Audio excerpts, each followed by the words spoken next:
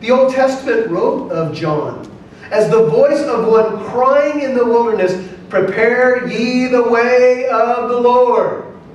They wouldn't hear John. And they knew John had a radical, God-ordained ministry, but they didn't want to listen to him. And they rejected John's message, and they rejected John's baptism, and they also rejected the one to whom Jesus pointed. And they must have been thinking, you know what, if we say John's baptism is from heaven, then who did John point to? Jesus. And they had themselves on the horns of a dilemma, and they didn't know how to get out of it, so their answer was, "I don't know." And Jesus said, well, then I'm not going to tell you about what authority I do these things. But Jesus had already told them that it was from his Father. Now, Matthew gives us another parable that happens in this time frame. Go to Matthew 21. It's a parable about a couple of sons. And notice how it unfolds. I think the order is a little different in some of the versions, but you'll get the point. It's Matthew 21:28. Matthew adds this parable. But what do you think? Matthew 21:28. A man had two sons, and he came to the first and said, "Son, go work today in the vineyard." This is one of the worst days in the Lantz household. When Dad says these words, everybody, it's a bummer, man. We're going to work today. We're going to work today, boys. All right. And he answered and said, "I will, sir." But he did not go. So the first son said, he hears, okay, it's time to do some yard work, and he says, "I'll go," but he doesn't.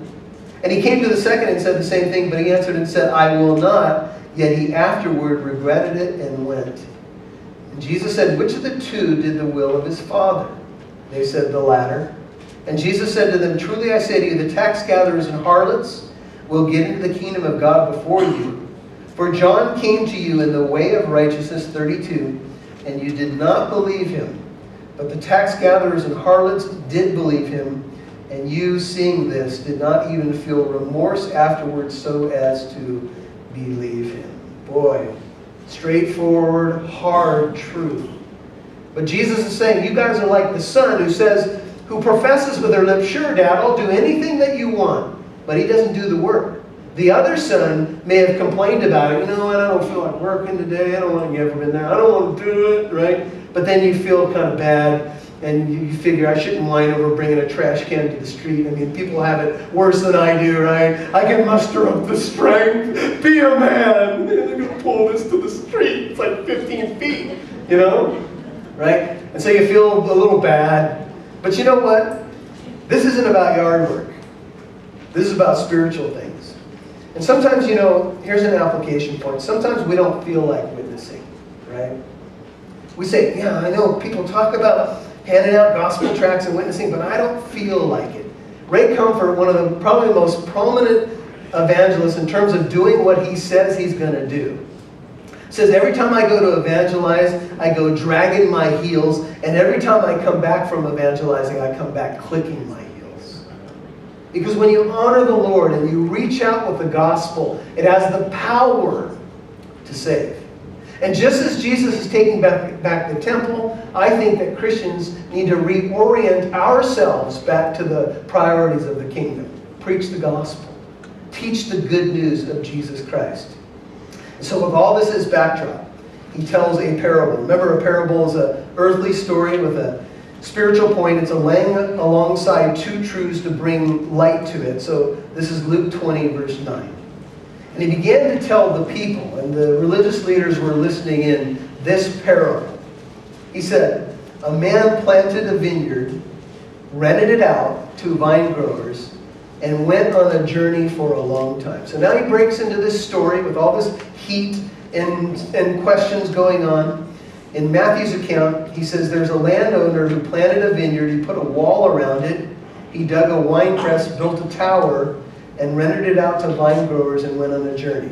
In ancient times, what they would do, people who have the means, they'd buy a plot of land, they'd plant a vineyard in there, put a watchtower, etc., and then they would rent it out to vine growers. And they would basically be renters, and they would make an agreement. I get so much of produce from this, you guys take care of my property, make sure the land's doing okay, and this is our agreement.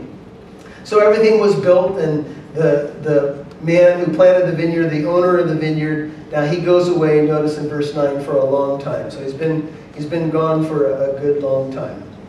And at harvest time he sent a slave. So he sends one of his servants to the vine growers, that's the renters, in order that they might give him some of the produce of the vineyard. You might see this as rent for them renting the vineyard. But the vine growers beat him, the servant that was sent by the owner, and sent him away empty-handed. They beat him up, and they say, you're not getting anything. We don't care about you or what the owner says. Nothing is going your way. Now, if you were the owner, what would you do? Hire somebody to take care of it? I don't know. What would you do? Well, notice what happens. Notice the graciousness of this landowner. And he proceeded, 11, to send another slave. And they beat him also and treated him shamefully and sent him away empty-handed. Now there's 2 down. Both beat up, both given nothing. We don't want you. We reject your authority. And he proceeded, notice the graciousness of the landowner, to send a third. And this one also they wounded and cast him out. It's getting worse. Would you send anybody else there? 3 of your servants. By the way, in the Old Testament, servants, my servants the prophets, 2 Kings 9:7, is what the prophets were displayed at. In other words, God sent to Israel, the picture of the vineyard is Israel. I'll show you in a moment how that all comes together. And he said prophet after prophet. You know what they did to the prophets? They beat them and sent them out and killed some of them. And God in his grace sent another one. And he would warn them. And another one. Just give God your first and your best. But they would not do it. They would not bear fruit. Now, a couple parallel passages. Matthew 21, in the same season, Matthew 21, back to where we were before. Jesus does something that is staggering, and then we find out why. It all fits with this picture of not bearing fruit. Matthew 21:17. Now this is just after the little kids are praising him. Notice he left them, Matthew 21:17, went out of the city to Bethany and lodged there. Now in the morning when he returned to the city, he became hungry. 21:19 Matthew.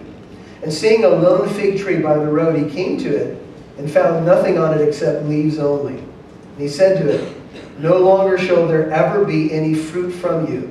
And at once, right in front of their eyes, the fig tree withered. Now the fig tree, in some cases, is a picture of Israel. Jesus is returning back to the city. He's telling this parable about the vineyard, and he sees a lone fig tree, and it hasn't produced anything. Jesus is human, so he's hungry. And the fig tree, he curses it, and it withers up and dies right in front of their eyes. I mean, if you saw that, what would you think? Wow! Talk about power! And so Jesus is going to talk about what they can do in prayer. But notice he says, 20, seeing this, the disciples marveled and said, how did the fig tree wither at once? And Jesus gives them an admonition about faith and prayer. Skip down to verse 23. And when he had come into the temple, the chief priests and the elders of the people came to him as he was teaching and said, by what authority are you doing these things? Do you see the flow, brothers and sisters? The fig tree incident happened in this whole context of him talking about the vineyard. Now hold that thought and go to Isaiah 5. Whenever a Jew heard the teaching of the vineyard, they would instantaneously connect it to Isaiah 5. So you find the Psalms, go a little bit to your right, you're going to find Isaiah 5. Now, God is talking about the vineyard being Israel. I want you to see what he says about his vineyard. It's going to connect to this parable. Isaiah 5:1. Let me sing now for my well-beloved, a song of my beloved concerning his vineyard. My well-beloved had a vineyard on a fertile hill. Isaiah 5 verse 2. He dug it all around, removed its stones, planted it with the choicest vine. He built a tower in the middle of it, a watchtower, hewed out a wine vat in it, and then he expected it to produce good grapes, but it produced only worthless ones. And now, O inhabitants of Jerusalem and men of Judah, verse 3, judge between me and my vineyard. What more was there to do for my vineyard that I have not done in it?